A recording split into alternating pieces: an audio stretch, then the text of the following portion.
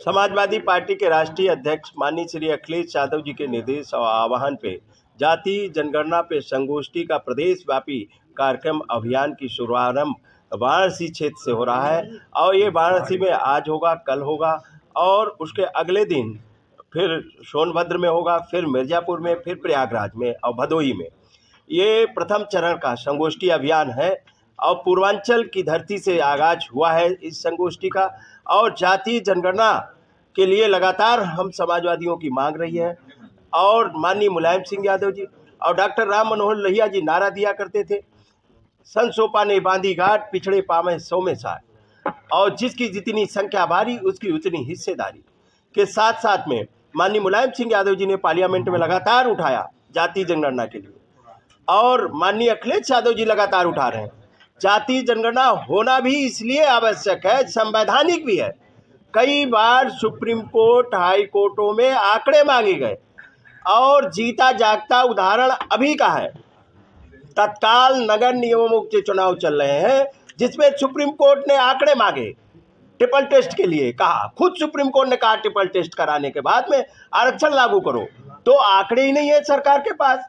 इसीलिए तो वो 3 महीने 6 महीने का, और अभी भी लोगों के घरों में आंकड़े इकट्ठा करने कोई नहीं गया, कागज पे बना रहे। इसलिए बीजेपी सरकार से मांग है समाजवादियों की, जाति जनगणना कराए, सबका हक और सबको सम्मान दे, सभी जातियों की गणना करा के आबादी के हिसाब से सबको हक अधिकार दे। आपस में जातियों को लड़ाने का काम बंद करे बीजेपी आपस में जातियों को लड़ा के और बंटवारा करके सरकार बना रही। लेकिन हम चाहते हैं देश और प्रदेश रहना चाहिए। समाजवादियों का मांग है कि जाति जनगणना हो, और जब जीव जंतुओं की गणना हो रही है, पेड़ पौधों की गणना देश में हो रही है, तो जाति जनगणना क्यों नहीं हो रही? और जब जनगणना हो, प्रत्येक दरस पे जनगणना होती है जिसमें आंकड़े और ये 31 बिंदुओं पे गणना होगी, और ये जारी हुआ, इसमें पूछा जा रहा है हैंडपंप है कि नहीं है, मोटरसाइकिल है कि नहीं है, मोबाइल है कि नहीं है। अरे तो हमसे पूछ लीजिए, हम मल्लाह है, कश्यप है, प्रजापति है, निषाद है, राजभर है, चौहान है, यादव है, पाल है, कुशवाहा है, काछी है, पूछ लीजिए ना, सोनार है, वैश्य है, सवर्ण है, ब्राह्मण है, ठाकुर है। अरे पूछने में क्या जा रहा, क्यों आप जातियों में लड़ा रहे? समाजवादियों की मांग है बीजेपी आपस में न लड़ाए, जाति जनगणना करा के आबादी के हिसाब से सबको हक का अधिकार दे, सम्मान दे, और देश और प्रदेश की तरक्की में तभी होगी जब अंतिम पावदान के लोग बैठे। जब तक आंकड़े नहीं होंगे, तथ्य नहीं होंगे, जब तक सामाजिक, शैक्षिक, आर्थिक और राजनीतिक स्थितियों का आंकड़ा और एनालिसिस नहीं होगा, तब तक कौन से समाज के विकास की बात कर रहे हैं? केवल चंद उद्योगपतियों को देश बेच के यहाँ 5 किलो अनाज के लिए लोगों को मजबूर किया जा रहा कि 5 किलो अनाज पे जीवित रहो, और देश बेच दिया। और देश जिनको बेचा उनकी हालत क्या है?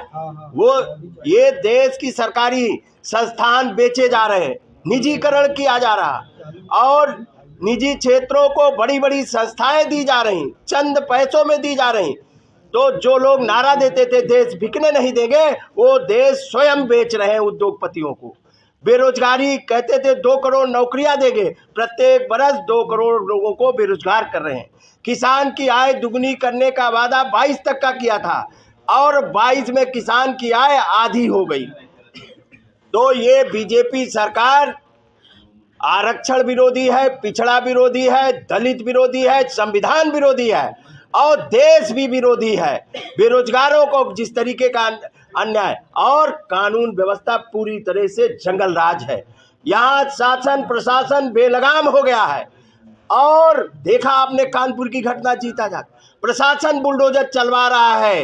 एक ब्राह्मण समाज के परिवार के ऊपर जला दिया गया, झोपड़ी में जला दी गई, महिलाओं को भी जला दिया गया। तो ये सत्ता का घमंड इतना चढ़ गया है, अब कोई बचने वाला नहीं है। इसलिए सब लोग लामबंद होके जाति जनगणना की मांग ये शुरुआत की है, और ये जन आंदोलन एक खड़ा करेंगे। समाजवादी लोग जन आंदोलन खड़ा करके बीजेपी सरकार को मजबूर करेंगे कि जाति जनगणना होनी चाहिए, और जाति जनगणना अगर बीजेपी ने नहीं कराई तो उनका मुंह तोड़ जवाब 24 में उत्तर प्रदेश की जनता देगी। जब बिहार में जाति जनगणना हो सकती तो यहाँ क्यों नहीं करा? क्या दिक्कत है?